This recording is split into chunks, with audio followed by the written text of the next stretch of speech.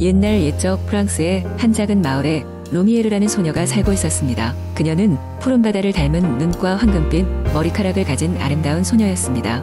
그녀의 부모님은 마을에서 가장 존경받는 농부였으며 그녀는 항상 부모님을 도우며 행복하게 살고 있었습니다. 그러나 루미에르에겐 늘 꿈이 하나 있었습니다. 그건 바로 마을 근처의 금단의 숲을 탐험하는 것이었습니다. 그 숲에는 사람들이 접근하지 않도록 보호자가 지키고 있다고 전해졌습니다. 그들의 이야기에 따르면 숲속에는 나무가 꿈틀거리며 스스로 움직이는 신비로운 생명체들과 말하는 동물들이 살고 있었습니다. 루미에르는 이 이야기들을 들을 때마다 호기심이 강해졌습니다. 어느 날 루미에르는 근처 강가에서 친구들과 놀다가 작은 빛을 발견했습니다. 그 빛은 날개가 달려 있었고 그녀에게 켜져 가까이 오라고 손짓하는 것 같았습니다. 그 빛을 따라가다 보니 어느새 그녀는 마법의 숲 입구에 다다랐습니다.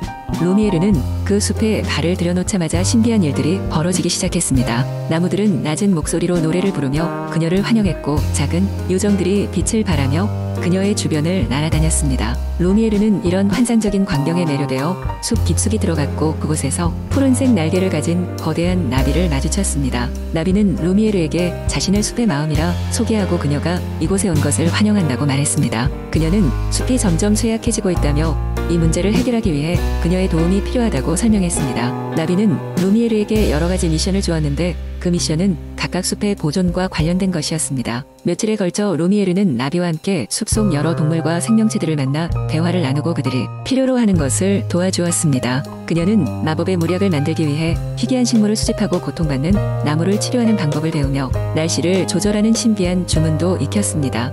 모든 미션을 성공적으로 수행한 후 나비는 루미에르에게 숲의 진정한 비밀을 가르쳐 주었습니다.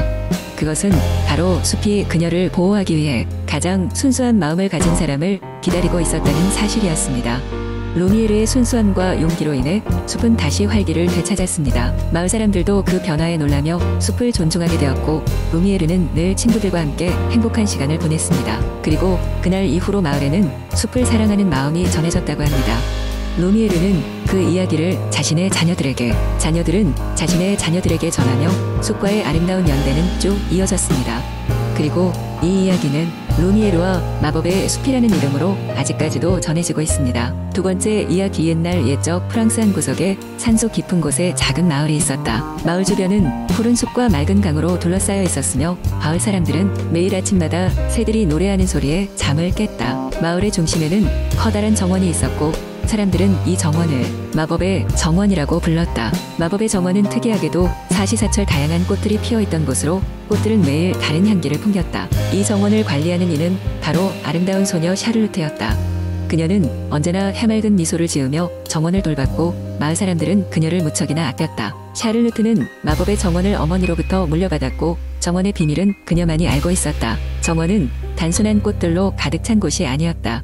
꽃들은 사람들의 마음을 읽고 그들이 가장 필요한 조언을 작은 속삭임으로 들려주었다. 많은 마을 사람들은 삶의 방향을 정하지 못할 때 정원을 찾아와 꽃들의 이야기를 들었다. 어느 날 샤를루트는 정원에서 특별히 빛나는 꽃 한 송이를 발견하게 되었다. 그 꽃은 금빛으로 반짝이며 마치 하늘의 별을 닮아 있었다. 놀란 샤를루트는 꽃에 다가가 천천히 귀를 기울였다. 그러자 꽃은 여느 때와 다른 목소리로 이렇게 말했다. 샤를루트, 너의 진정한 운명이 곧 이곳에 도착할 것이다. 준비하라. 그 말을 들은 샤를루트는 그날부터 긴 여행을 떠날 준비를 차츰 시작했다. 마을 사람들은 샤를루트를 떠나보내기 아쉬워했지만 그녀의 결심을 존중하며 응원했다. 드디어 떠나는 날 샤를루트는 마을 사람들에게 작별 인사를 하고 정원 중앙에 서서 조용히 손을 흔들었다. 그 순간 정원 전체가 환하게 빛나며 그녀를 감싸며 하늘로 떠올랐다. 샤를루트는 마법의 정원과 하나가 되어 새로운 세상으로 모험을 떠났다. 그녀는 그곳에서 수많은 이들을 도우며 각자의 길을 찾아줄 수 있는 힘을 얻게 되었다. 샤를루트의 전설은 마을 사람들의 입을 통해 오랫동안 프랑스 전역에 퍼져나갔고 사람들은 그녀가 결국 자신만의 마법의 정원을 찾았다고 믿었다. 그리고 그렇게 지나간 시간 속에서 마을 사람들은 가끔씩 하늘에 떠오르는 환한 빛을 바라보며 그녀의 행복을 기원했다. 샤를루트의 이야기는 프랑스의 구석구석에서 희망과 용기의 상징이 되었다. 세 번째 이야기. 옛날 옛적 프랑스의 작은 마을 루미에르에는 플레르라는 이름의 어린 소녀가 살고 있었습니다. 그녀는 밝고 활발한 성격으로 마을 사람들에게 사랑받는 아이였죠. 그녀의 부모님은 매우 바빴기에 대부분의 시간을 할머니와 함께 지냈습니다. 플레르는 할머니가 들려주는 옛날 이야기를 특히 좋아했는데 이 중에서도 마을 외곽에 있는 마법의 숲에 관한 이야기가 그녀의 마음을 사로잡았습니다. 마법의 숲은 하늘에서 내려온 요정들이 살며 그곳을 방문한 사람들에게 특별한 축복을 내린다는 전설을 가지고 있었죠. 플레르는 어느 날 할머니에게서 전설 속 마법의 숲은 단순한 이야기가 아니라 실제로 존재한다는 말을 듣게 됩니다. 그녀는 호기심의 탐험을 결심하였고 용기와 모험심으로 무장한 채 숲을 향해 길을 떠났습니다. 작은 배낭엔 할머니가 싸준 따뜻한 점심과 물병, 그리고 그녀의 사랑하는 곰돌이 인형이 들어있었습니다. 숲에 도착한 플레르는 그곳의 아름다움에 놀랐습니다. 나무들은 마치 하늘에 닿을 듯이 높게 솟아있었고 그 나무들 사이로 다양한 색깔의 꽃들이 가득 피어 있었으며 새들의 노랫소리가 바람을 타고 그녀의 귀에 들려왔습니다. 플레르는 숲의 신비함에 매료되어 발걸음을 계속 옮겼습니다. 숲 깊숙이 들어갈수록 플레르는 길을 잃고 말았죠. 한참을 헤매던 그녀는 어느덧 저녁이 되어가는 것을 깨닫고 놀라기 시작했습니다. 두려움에 눈물이 맺힐 때 즈음 멀리서 희미한 빛이 보였습니다. 그녀는 그러한 빛을 따라 발걸음을 옮겼습니다. 빛의 근원지에 도착한 플레르는 작은 언덕 위에 앉아있는 신비한 존재들과 마주하게 됩니다. 그들은 바로 할머니의 이야기 속 요정들이었습니다. 빛나는 날개와 친절한 미소를 지닌 요정들은 플레르를 따뜻하게 맞아주었고 그녀의 용기와 순수함을 칭찬했습니다. 플레르는 두려움을 잊고 요정들과 함께 웃으며 이야기를 나누었고 그들과의 따뜻한 시간을 통해 안정을 찾을 수 있었습니다. 요정들은 플레르가 무사히 집으로 돌아갈 수 있도록 길을 안내해 주었습니다. 그녀는 집으로 돌아가는 길에 요정들에게 받았던 작은 마법의 돌을 소중히 품었습니다. 그 돌은 위기의 순간에 그녀에게 용기와 보호를 줄 특별한 힘을 지니고 있었죠. 플레르는 무사히 마을로 돌아와 할머니에게 마법의 숲에서의 경험을 이야기해 주었습니다. 그녀의 눈은 흥분과 기쁨으로 빛났습니다. 이후로도 플레르는 종종 마법의 숲을 다시 방문하여 요정들과 우정을 쌓았습니다. 그녀는 이 경험을 통해 자신감을 얻었고 마을 사람들에게 따뜻함과 희망을 전하는 사람이 되었습니다.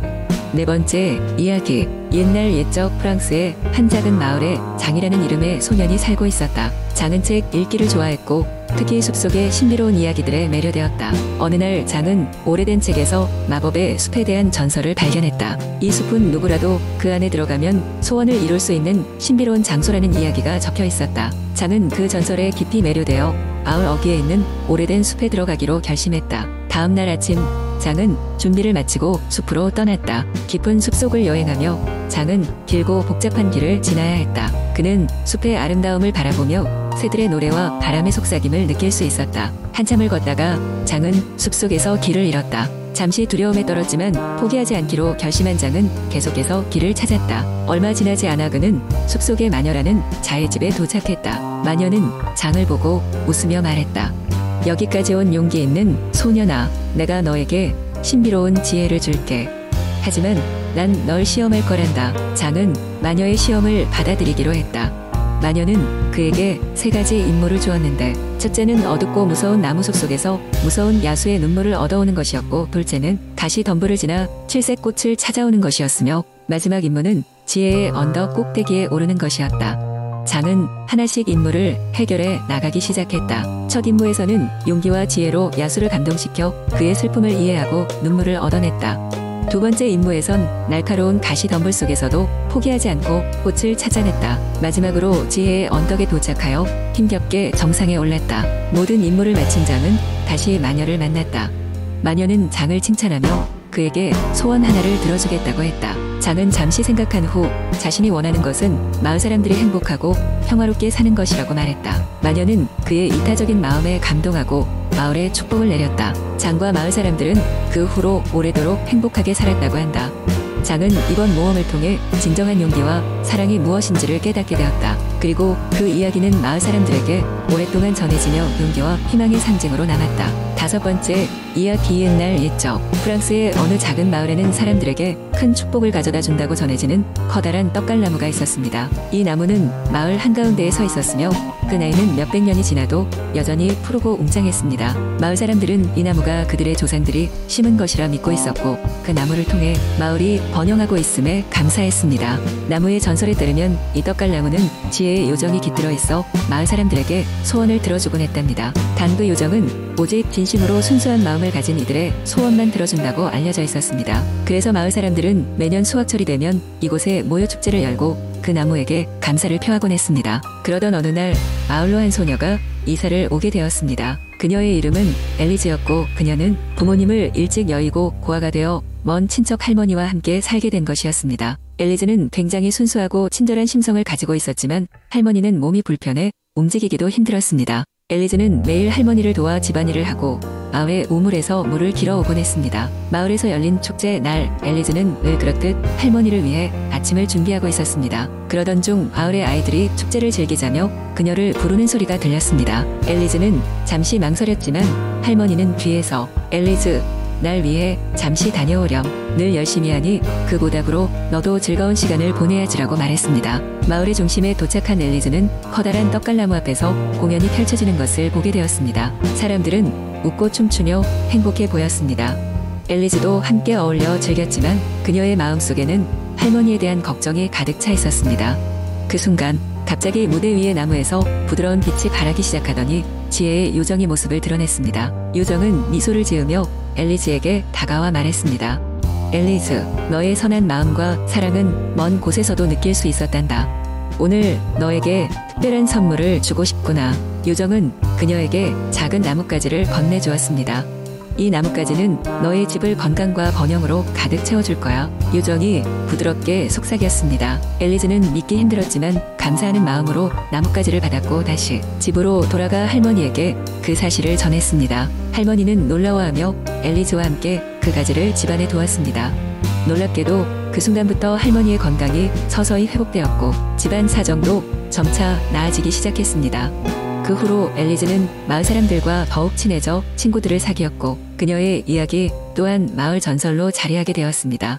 커다란 떡갈나무는 여전히 그 자리에서 마을 사람들을 지켜주고 있었고 엘리즈는 마을에 행복과 사랑을 가져다주는 소녀로 남게 되었습니다. 이러하여 작은 마을은 언제나 서로를 돕고 아끼며 행복하게 지냈다는 이야기입니다.